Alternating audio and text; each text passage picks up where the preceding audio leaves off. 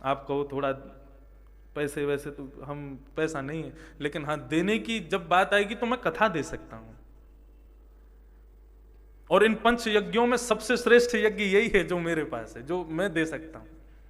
तो पहला द्रव्य यज्ञ। इससे श्रेष्ठ यज्ञ क्या है, सत्कर्म क्या है? द्रव्य यज्ञास तपो यज्ञ। दूसरा यज्ञ है तप यज्ञ। तप किसे कहते हैं? सावधानी से सुनिएगा। शरीर को अति व्यवस्था देना तप नहीं होता।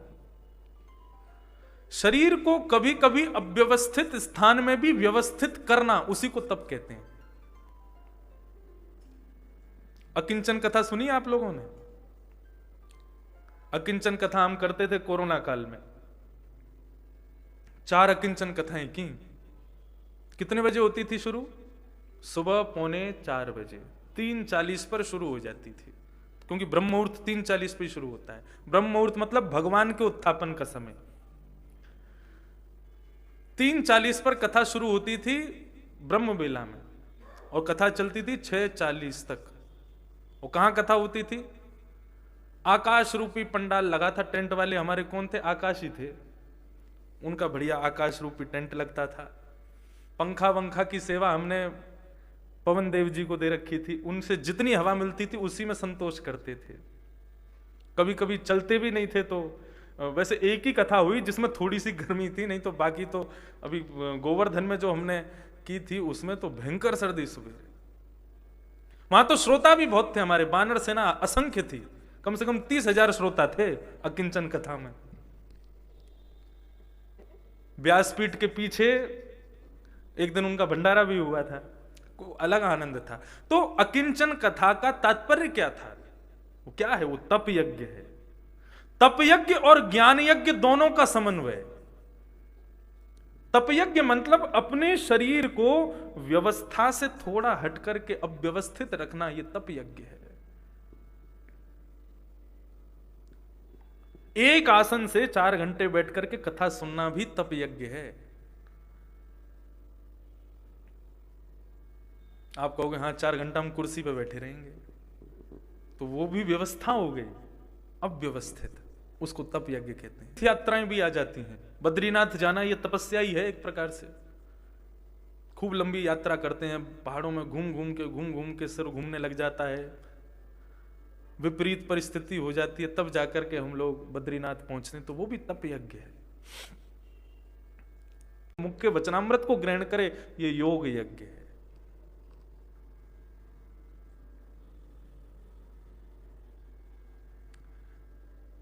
ठाकुर जी से पहले उनके वैष्णवों से मिलना चाहिए। सीधे भगवान से मिलने के लिए जाओगे, इंद्र का पुत्र, क्या नाम था उसका जिसकी एक आंख फूटी थी? जयंत। राम जी को प्रणाम कर रहा था, लेकिन आचार्य के बिना संयोग के प्रणाम कर रहा था, तो उल्टा गिरा जाके। तभी आचार्य किशोरी जी ने कृपा की और उसके ऊपर वरद हस्त रख के उसको सीधा किया। हम पहले मंदिर में जाते थे, तो अपनी बता रहे हैं, हम पहले ठाकुर जी को सीधे साष्टांग करते थे, और सामने ठाकुर जी और हम ऐसे। तब हमारे आचार्यों ने निवेदन करके बताया, बोले लाल जी को सीधे प्रणाम नहीं करना चाहिए, थोड़ा तिरछा प्रणाम करना चाहिए। हमने कहा क्यों? बोले जब कोई वैष्णव भक्त ठाकुर जी के सन्मुख दंडवत प्रणाम करता है, तो ठाकुर जी के बगल में विराजमान या तो किशोरी जी या फिर श्री लक्ष्मी जी, उनको बड़ा कष्ट होता है। अरे अरे देखो बेचारा जमीन में इतनी ठंडी पड़ रही फिर भी जमीन में लेट के प्रणाम कर रहा है। तो किशोरी जी या लक्ष्मी जी, जो भी भाव रखो, वे तुरंत गर्भगृह से निकल करके उसको उठाने के लिए बाहर आती हैं। तो यदि सीधे प्रणाम करोगे तो वे जब गर्भगृह से बाहर आएंगी तो उनकी कमर ठाकुर जी की तरफ हो जाएगी, और वो अपराध है। इसलिए तिरछा प्रणाम करो, ताकि किशोरी जी या लक्ष्मी जी थोड़े घूम के आ जाएं तो उनका भी अपराध नहीं होगा, ठाकुर जी की तरफ कमर नहीं होगी। तो ये आचार्य ही सिखाते हैं। इसलिए योग यज्ञ, ये तीसरा यज्ञ, दोनों यज्ञों से भी श्रेष्ठ है। द्रव्य यज्ञ, तपो यज्ञ, योग यज्ञास तथा परे। और चौथा यज्ञ कौन सा है? स्वाध्याय यज्ञ। स्वयं अध्ययन।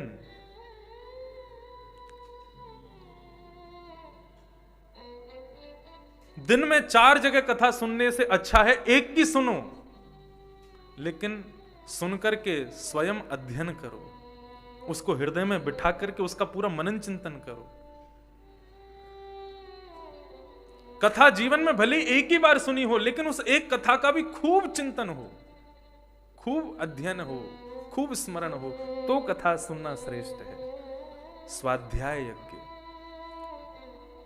नवांकुर बालकों के लिए ये भी यही भक्ति है।